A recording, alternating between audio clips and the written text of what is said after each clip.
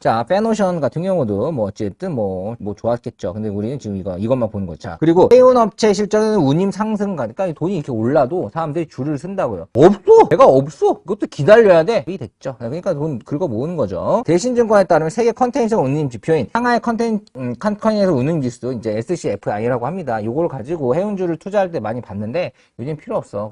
그냥 뭐 공매도 좀 보고 떨어지면 사고 하면 되는데, 여튼 그런 그 SCFI, 그러니까 상하이 컨테이너 운임 지수예요. 이게 평균이 4,289포인트로 나타났는데 전문기 대비해가지고 30%나 오른 거야. 운임비가 30% 올랐다고, 평균치가. 자, 모르는 사람들은 와 할 줄 모르겠고요. 아는 사람들은 다 아는 내용이야. 근데 주가가 왜 빠졌어? 아니 뭐 그냥 누가 던지면 빠지는 게 주가라니까. 자, 그래도 괜찮다니까. 자, 그 얘기하는 겁니다. 자, 우선은 신종 코로나 바이러스 어쩌고저쩌고, 네, 그것 때문에 이런 것들이 좀 올랐다. 물동량이 증가했다. 뭐 제가 했던 얘기고요. 그 초대형 케이프선 시황은 2008년 9월 23일 이후 사상 최고 수준. 그러니까 초대형 케이프선, 그러니까 막 엄청 컨테이너 이만큼 싣고 가는 거 있죠. 그거 끝도 안 보일 정도로. 그 사람 같이 못 나온다고 합니다. 그 정도로 하고 가는 것들이 지금 사상 최고치다. 그러니까 너무 여기저기서 해외 배송에 그냥 끝물이고 이걸 다 옮기느라 바쁘다라고 생각을 하시면 됩니다.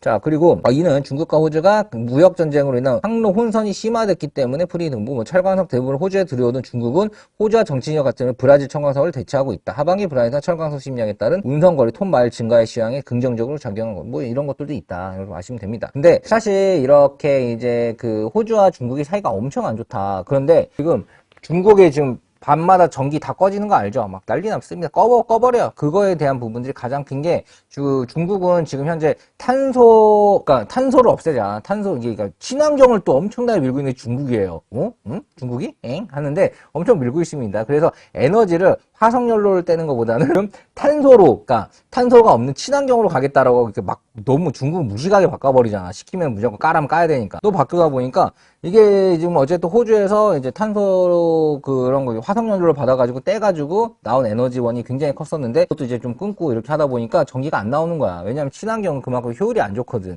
세팅하는데 오래 걸리고. 그러니까 전기가 부족하고 하니까 우리가 썰 에너지에 대한 이렇게 전망치가 있는데 그게 벌써 이만큼 써버렸으니까 이렇게 가다가는 안 될 것 같아가지고 이제 줄이는 거죠. 그래서 전 국민 인터넷 끄세요. 그러니까 인터넷 끄는 것도 아니야. 전기 꺼버리는 거죠. 이런 식으로 지금 현재 중국은 그런 상황이라고 하는데요. 자, 웃겨주겠습니다. 자, 그런 상황인데 어찌됐든 이런 갈등 때문에 이런 것도 있지만 어찌됐든 그로 인해 가지고 진짜 이 화석연료들이 가격이 이렇게 올라가고 있어요. 미쳤습니다. 이렇게 올라가고 이런 것들을 미리 생각했으면 관련된 줄을 미리 사놓고 2배, 3배 먹을 수도 있었겠죠. 저는 포깅 익스체인지, 그러니까 FX라고 하죠. FX랑 해외 선물 부분에서도 우리나라의 탑 5 안에, 뭐 내가 봤을 때 탑 2 안에 들어가는 것 같아. 그런 걸 하기 때문에 뭐 사실 이제 이런 원자재가 들려는 것들을 투자를 해서 좀 많이 먹긴 했는데, 여튼 저튼 지금 현재 이런 것들 때문에 뭐 이게 배들도 이제 수혜를 받는다라고 생각하시면 됩니다.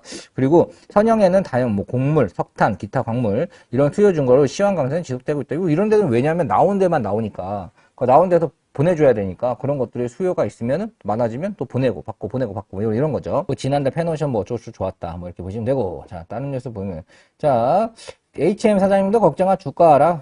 국제유가 등 트리플 악재에도, 자, 유가가 많이 오르긴 했죠. 자, FM의 연말 성수기를 앞두고 호재 악재가 혼재하는 양상이다. 자, 이런 거 좀 봐볼 필요가 있어요. 특히 글로벌 각국의 백신 접종률 증가로 해운 물동량이 꾸준히 늘어나고 있는 가운데 블랙 프라이드, 맞죠? 좀 블랙 프라이드는 미국에서 엄청나게, 그러니까 엄청 싸게 팔고요. 엄청 사람들이 그냥 그때를 위해서 1년 사는 것 같아. 미친 듯이 줄 서서 삽니다. 그 전날 밤을 샌다고 해요. 자, 아무튼 그런데 연말 성수기 터닝 포인트인데 이걸로 인해 가지고 지금 이 주가가 올라갈 거냐 뭐 이런 얘기를 하는 것 같아요. 자, 우선 중국 전력량에 따른 생산량 감소와 국제 유가 하락, 네, 그리고 그 환율 변수로 지목된 H&M 주가가 이제 좀 떨어졌었다. 중국이 그 전력량이 뭐냐면 어느 정도면 공장을 못 돌리는 거야. 기계가 없어가지고. 아니, 가정집은 그렇다 쳐. 공장은 돌리게 해줘야지. 사람들은 뭐 망하라고. 그냥 그 정도니까 중국 그 정도 상황입니다. 그러니까 뭐 물건을 이렇게 만들어야지 그 물건을 이제 올리고 할 텐데 그 뭐 물건을 뭐 많이 못 만드니까 그거를 보낼 것도 없다. 그래서 이제 그게 악재였다 하지만 실질적으로 그래도 물동량은 쌓여있기 때문에 악재라고 보기 힘들어요. 그리고 중국도 지금 이렇게 아껴가지고 이걸 해결하기 위한 방안들은 지금 이미 나온 상태고 그걸 하고 있는 상태고요. 계속 불 끄고 살지 않겠죠.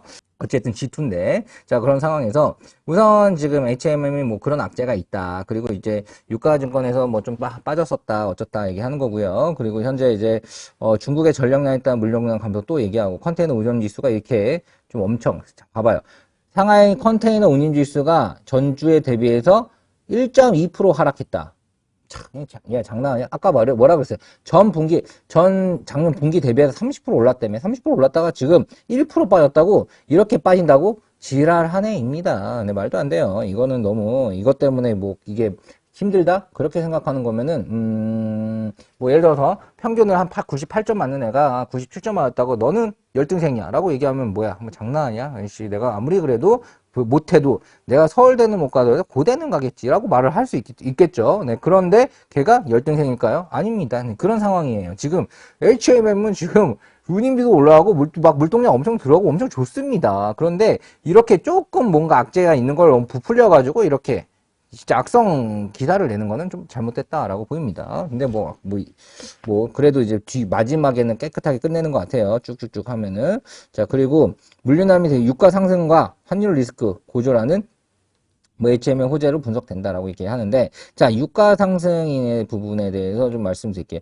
유가 상승 부분은 사실 어쩔 수가 없는, 유가 상승이 좀 별도로 간다고 봅니다. 유가가 상승한 이유가 이제 유가가 하락할까? 뭐 이런 것들은 사실 별도로 가는 게, 유가가 상승한 가장 큰 이유는 달러를 많이 찍어냈기 때문에 유가가 상승한 거죠. 왜냐면 기축 통화라는 게 뭐냐면 축이 되는 건데, 그 축이 뭐냐? 축. 유가입니다. 유가.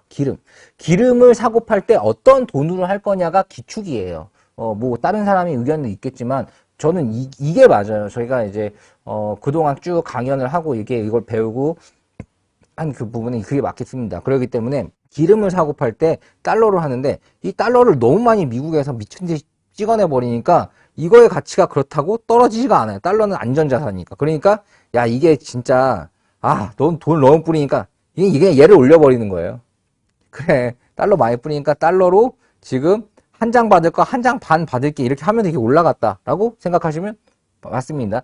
그래서 올라간 건데, 어쨌든 그런 부분도 있지만 유가 상승이 어쨌든 이 HM의 엄청난 악재다. 그러기에는 유가 상승률로 인한 손해보다도 실질적으로 상하이 운임지수가 올라간 이 부분들이 훨씬 더 크고요. 그 부분, 유가는 지금 어떻게 보면 더 올라갈 수도 있겠지만, 이 상황에서 지금 이제 테이퍼링을 한다는 거야. 달러를 좀 줄인다는 거죠. 이런 부분들 뿌리는 거 좀 줄이게 되면은 상대적으로 유가는 또 내려갈 겁니다. 거기에 좀 맞춰질 거예요. 이렇게 되면은 얘한테는 또 호조로 나올 가능성이 굉장히 크죠. 근데 얘가 5만 원하게 3만 원까지 내려왔으니 그 악재는 다 받았고, 조금만 악재, 이만한 호재는 조금 가고, 악재는 이렇게 내려왔단 말이에요. 그러면 이거는 뭐야? 싼 거란 말이지. 굉장히 현재 저렴한 상태다라고 보시면 될 것 같습니다. 네, 이런 정도로 이해하면 될 것 같고요. 또 다른 뉴스 한 번 더 볼게요. 자, 주주 달래기 소식 뭐라고 달랬는데, 봤을 때, 자, HM의 배당을 포함한 주주 친화적 전쟁을 검토 주식 뭐가 나오긴 하겠죠. HMM 많이 오르고, 지금 HM에 속한 사람들은 나이스 하면서 일도 열심히 하고 돈도 많이 벌고, 주주들도 사실 HM을 응원하는 주주들이 더 많고요. 그러니까 사실 이제 상법상 배당 가능 이익이 없죠. 배당이 불가한 상황이지만 배당 가능 이익이 발생한 시점에 적극적으로 하겠다. 이게 그동안 적자가 너무 많고 빚도 많고 이런 것들이 있어요. 그래가지고 좀 악재긴 하지만 지금 이게 신용 자체가 너무 좋아졌죠. HMM이 예전에는 신용이 안 좋았어. 그래서 돈 좀 꺼줘 하면은 에이씨, 이자를 이만큼 해가지고 줄까 말까, 야, 갑질 받았단 말이야. 근데 지금은 다 돈 주려고 난리야. 얘네들은 앞으로의 미래 비전이 너무 보이니까. 참 사람들이 간사하죠. 가장 간사한 게 금융대출해주는 그런 업장들입니다. 그냥 간사하지. 자, 어찌됐든, 솔직히 검사도 그렇고, 이게 돈을 많이 못 벌지만 대출은 잘 나오죠. 그거 망할 직업은 아니고, 그렇게 하다가 접고 변호사 하면은 검사 출신 변호사는 할 거라고 이거 웃긴 건데, 그 전에 좀 약간 붙기 전에는 엄청 이렇게 100원도 안 나오지, 대출이. 이러다가 상황에 따라서 나오는 것처럼, 예전에는 진짜 뒤도 안 보고 했던 애들이 이제 요즘에는 줄 서가지고 돈 빌려주겠다고 난리고, 이자도 쌓을 거고, 어찌됐든 망할 기업 같지는 않다는 강력한, 그리고 주주 친화적 정책 얘기를 했을 때 주주들이 예전에 이렇게 했어봐라. 꺼져. 이랬겠죠. 너희는 진짜, 내가 진짜 HM에 너희를 만나서 너희를 믿는 천추의 한이다라고 말을 하겠지만, 이걸 그래도 저 밑에서부터 많이 올라왔기 때문에 저 밑에서부터 산 사람들 또는 그 중간에 사서 어쨌든 지금 재미를 본 사람들은 뭐 믿겠죠. 네, 믿고 있고요. 저도 지금 라인은 괜찮다고 생각하다. 사실 5만원까지 올라갔을 때는 공매도 시즌 나온다 해가지고 이건 좀 한 방 맞을 것 같다 생각해서 저는 투자는 안 했었어요. 그러다가 이제 좀 요즘 빠지길래 요즘 괜찮다. 지금 타이밍 너무 좋다라는 걸 좀 말씀드리고 싶고요. 이런 것들이 반응을 좋게 했다는 것 자체가 좋습니다. 자, 우선 오늘 HMM에 대해서 아주 그러니까 이제 바이든 얘기까지는 안 들어갔어. 이거 얘기하면은 한 20분 더 얘기해야 될 것 같아가지고, 네, 바이든이 지금 현재 어찌됐든 요거를 지금 이 배를 24시간 돌려가지고 그걸 이제 이렇게 컨테이너 이런 것들을 처리하면서 이제 하겠다 이런 식으로 좀 얘기를 하고 있는데, 어찌됐든 저찌됐든 지금 물동량 난세에 지금 상하이 운임지수가 30% 오르고 1% 빠지고 나이스하지. 그리고 사실 보면 29% 오른 거 아니야 어찌됐든. 그리고 운임비는 최고치를 가고 있고, 원유는 테이퍼링에 대한 조짐과 함께 같이 조정을 그 달러 가격이 달러가 뿌려지는 게 좀 줄어들면서 원유 가격이 조정받을 가능성이 굉장히 커지고, 그런 상황에서 원유 가격이 빠지면 얘네들은 좋고 올라가고, 그리고 중국 전력난 그거는 어쨌든 뭔가 앞으로 좋아지기 위해서 전력난을 하고 있는 거지, 이게 좀 풀릴 가능성이 또 커지고, 앞으로 호재밖에 안 남았다라는 게 저의 생각이고요.